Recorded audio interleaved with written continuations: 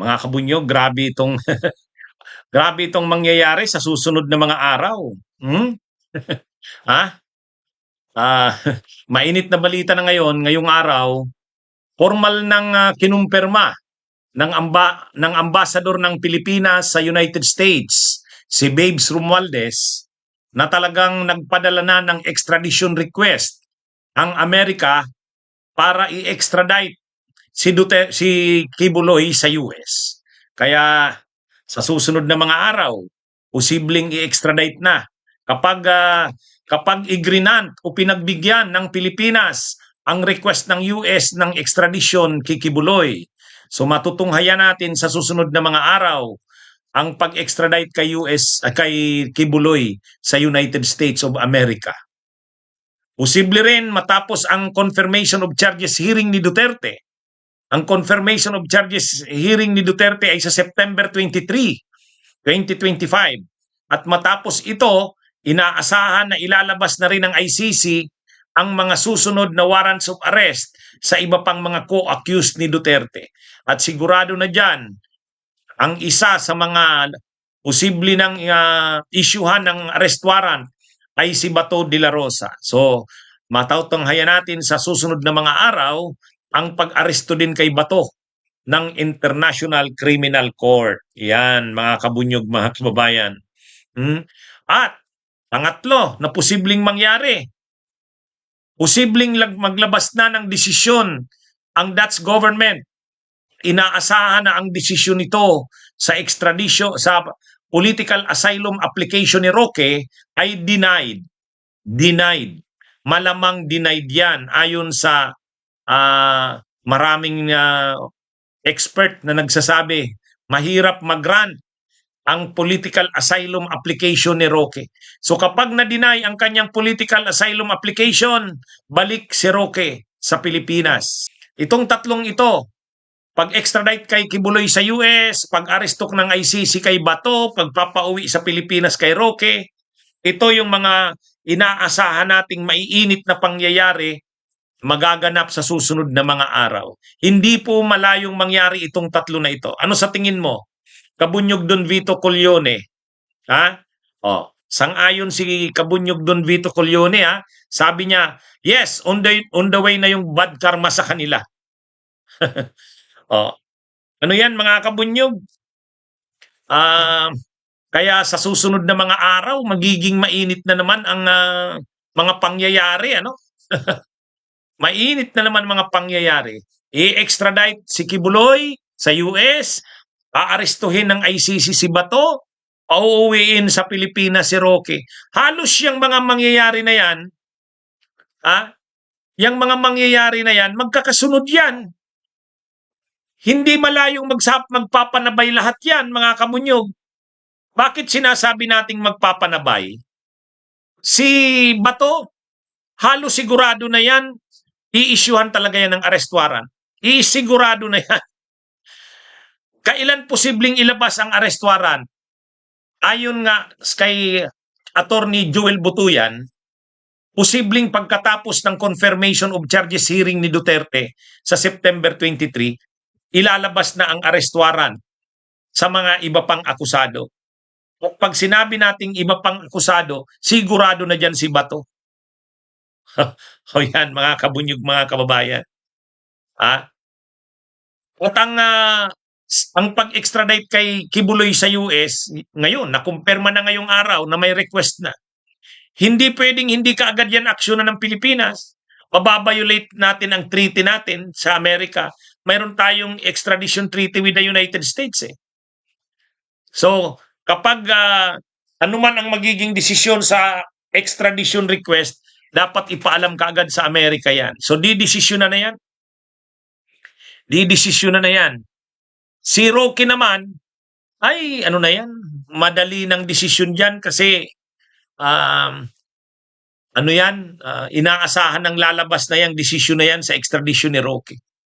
Kaya, posibleng mangyari lahat ng ito ngayong last quarter ng 2025 o kaya first quarter ng 2026. Yan. Yan mga kabunyog, mangyayari yan. Sunod-sunod yan. Sunod-sunod na mangyayari. Si Duterte naman, may trial sa 2025, September 23. Yan ang trial ni Duterte. Doon, wala namang mangyayari na doon. Hindi naman magagrant ang interim request no, interim release noon. Mahirap mag-grant ang interim release noon. Wala na. Kaya ang mangyayari, ang mangyayari sa kanila, mga kabunyog, mga kababayan, ang mangyayari sa kanila, yung itong magbabarkadang ito, si Duterte nasa ICC, si Kibuloy mapupunta ng US, si Bato mapupunta rin ng ICC, si Roque ibabalik sa Pilipinas, makukulong din dito. Yan ang mangyayari sa kanila. Yan ang mangyayari sa kanila, mga kabunyog, mga kababayan. Ano ito? Karma, Karma. Kaya yung lahat ng ayaw nilang mangyari, halimbawa si Duterte, ni sa hinagap hindi niya iniisip na magtatagumpay ang ICC na madalas siya doon para litisin. Hindi nila yan iniisip o nangyari. Si Bato de la Rosa, ano lang yan, hindi naman siya maliligtas ng pagiging senador niya. Hindi yan. Wala na yan. Anong gagawin niya? Magtatago siya sa ibang bansa? Ano yan? Ano to si Bato? Kahit magtago siya sa loob ng Senado, mapuproteksyonan lang siya ng Senado ilang araw, ilang linggo, pero hindi pwedeng tumagal. Si Roque naman, si Roque kaaway na lang lahat ng DDS. Itong si Roque, nag-aaway-away ang mga DDS doon sa dahig dahil sa kanya, dahil lang yun sa humba.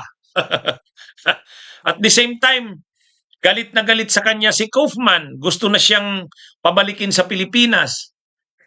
Si Sara Duterte pa, hindi naman siya kinakampihan. Mas kinakampihan pa ni Sara Duterte si Kaufman. Ang tiwala nila Duterte nasa kay Kaufman. Kaya itong si Roque, wala na patutunguhan to. Yung sinasabi niya na magagrant yung asylum niya, ang labo niya. Ay di ba yung asawa niya nga, binigyan ng Dutch government, ng Dutch embassy ng visa? Pagkatapos ng ilang araw matapos i-issue ang visa, nirevoke, binawi. Kung yung kanyang asawa ay binawi ang visa, ano pang aasahan niya na bibigyan siya ng political asylum? Wala na yan, Roque. Sinusuka ka ng mga DDS, nag-aaway-away dahil sa iyo, nag-aaway pa kayo dahil sa humba. Kaya itong itong mga ito, Kibuloy, Bato, Roque, yun. Ang mangyari sa kanila, pare-pareho sila ng amo nilang si Duterte. Si Duterte, yun, doon na yun. Matatagalan na yun si Duterte doon, baka diyan na mamatay yan sa ICC. Hindi naman makakalaya yan, hindi naman mabibigyan ng interim release yan. Hindi rin madidismiss yung kaso niya sa issue ng jurisdiction. Kaya nagkakagulo sila ngayon, mga kabunyog, mga kawen. Nagkakagulo yan. Ngayon, nakarating na kay Kibulo yan na may extradition request na siya. Nag-request na ang Amerika. Ewan natin kung papatapusin muna ang kaso niya. Ewan natin kung anong dyan sa Pasig. Pero syempre hindi pwedeng i-ignore o baliwalain ang extradition request na yan. Kasi marami na rin naitulong ang Amerika sa atin. Marami tayong mga wanted na kriminal na nagtago sa US, in-extradite ng US, binalik sa Pilipinas. Bakit? Mayroon tayong extradition treaty. 1994 pa yan. Yan yun. Anyway, mga kabunyog, mga kababayan, yan ang mga mangyayari sa mga tao ni Duterte. Bunyog, bunyog, halikan na kasama ka.